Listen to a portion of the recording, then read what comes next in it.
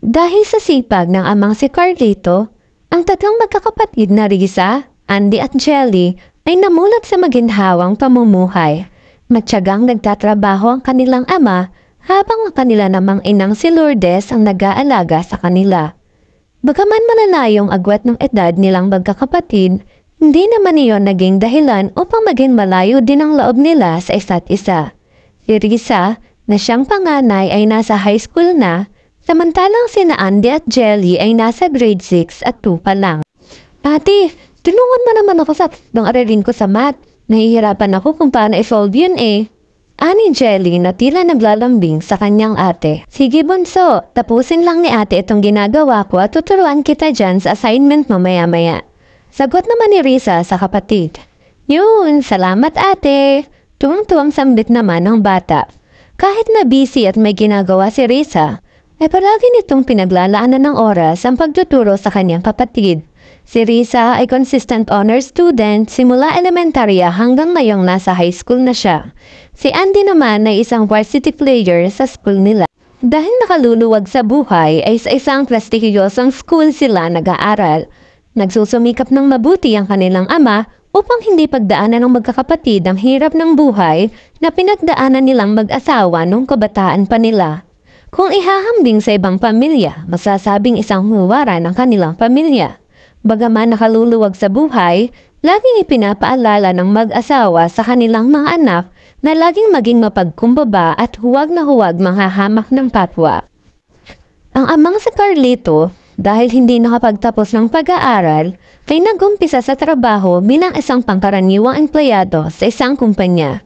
Subalit dahil sa angking galing nito, ay narating niya ang pangalawa sa pinakamataas na posisyon dito.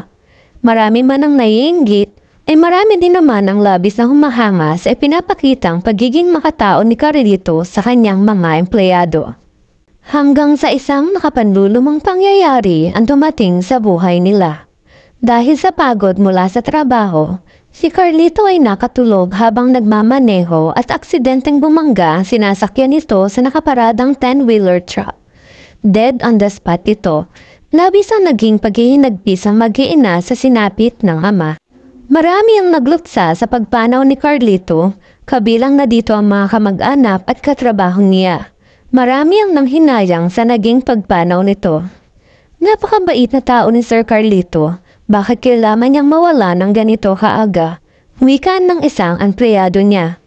Walang anumang alaala na may iwan si Sir Carlito sa atin kundi ang mga kabutihan niya.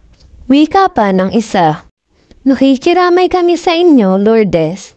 Anang tiyahin ni Carlito, habang ang huli ay tulala na nasa tabi ng kabaong nito, tila wala na itong naririnig sa paligid dahil sa labis na pagdadalamhati.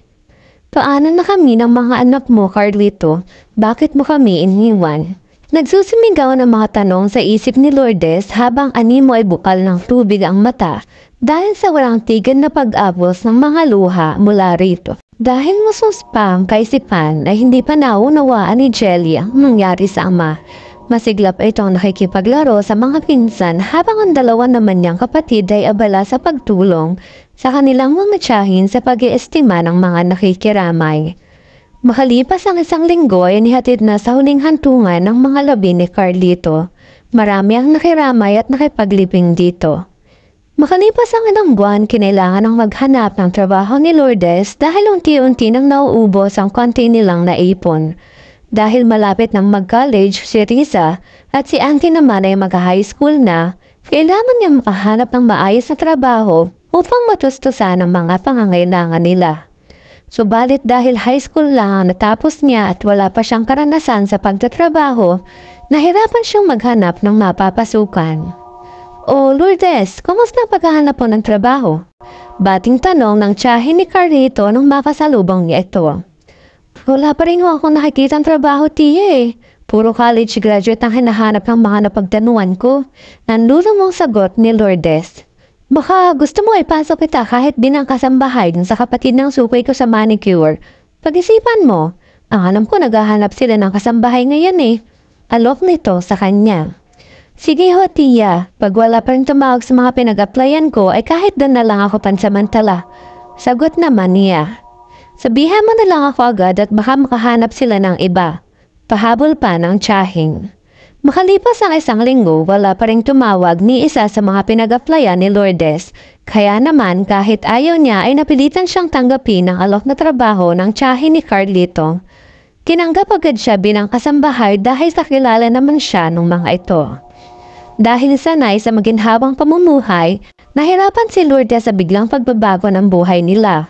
Kung dati ay sila may kasambahay, ngayon ay siya na ang gumagawa ng mga bagay na dati ay niuutos lang niya. Hirap man ay tinitiis niya ang pagod para sa mga anak niya. Lumipas ang 2 taon at si Risa ay nasa kolehiyo na. Risa, anak, pasensya ka na. Pero hindi ko na kayang tustusan ang iyong pag-aaral. Kay Andy at Jelly palang nagastusin ay nahihirapan na ako. Lalo na ngayon na mas malaking halaga ang kakailanganin mo dahil nasa kolehiyo ka na. Okay lang po yun, Mama. Magtatrabaho na lang po muna ako para matulungan ko din kayo sa gastusin natin dito sa bahay. Puno ng pang-unawang sagot ni Risa sa ina. Maraming salamat at naunawaan mo ang sitwasyon natin, anak.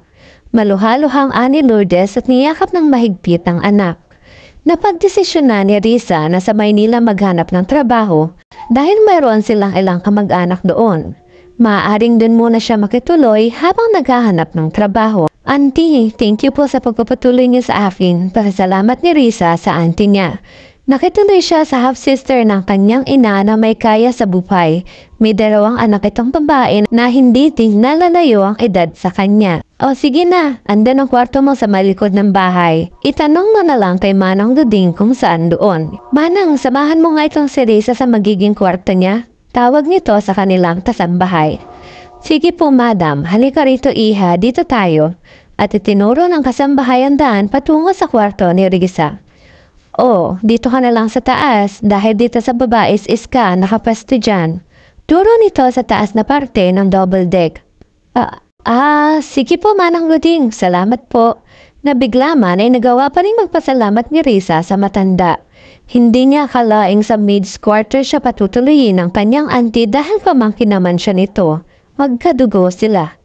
Habang nag-aayos ng mga gamit ay narinig ni Risa ang mga pinsan na nagkakatuwaan sa labas. Bahagya siyang sumilip sa pinto upang tingnan ang mga ito. Habang pinapanood ang dalawa ay hindi niya mapigilang mamiss ang 2 niyang kapatid.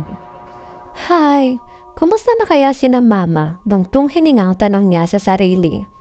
Oh, Risa, andito ka na pala. Bati sa kanya ng pinsang si Audrey nang makita siyang nakasilip sa may pintuan. Oo, kadarating ko lang kanina. Sagot naman niya. Bilisan mo na lang ang pag-ayos ang gamit mo dyan, may papagawa ko sa'yo. Utos nito sa kanya. Sige, patapos na naman ako dito. Puntahan mo na lang ako sa kwarto kapag okay ka na ha. Sige.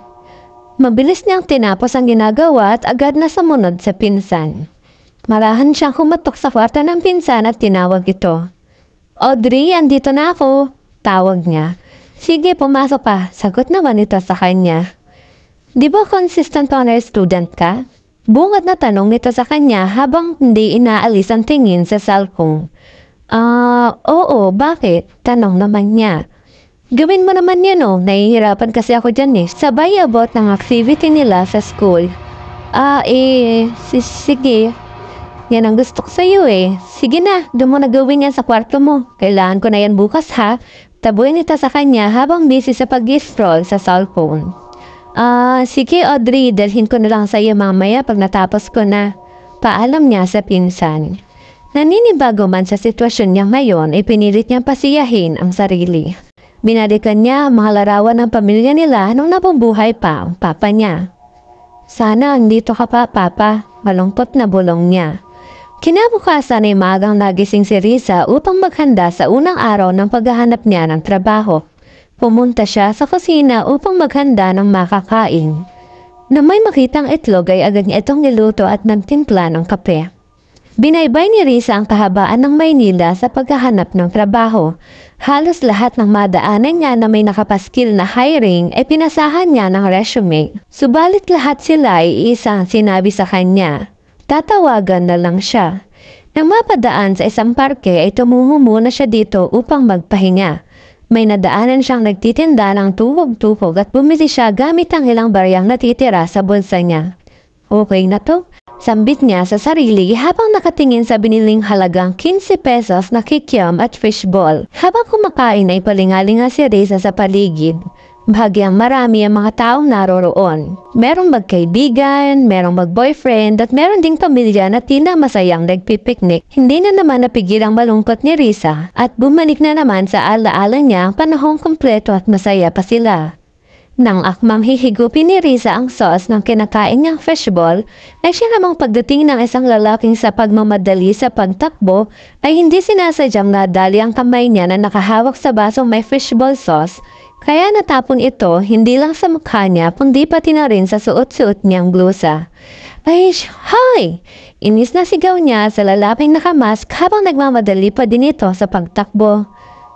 Miss, sorry! Tila nangiinis pa na sabi ng lalaki habang kumakaway sa kanya. Tila humahangos ito dahil sa mga humahabol na isinisigaw ang pangalong Brandon. Wisit ka!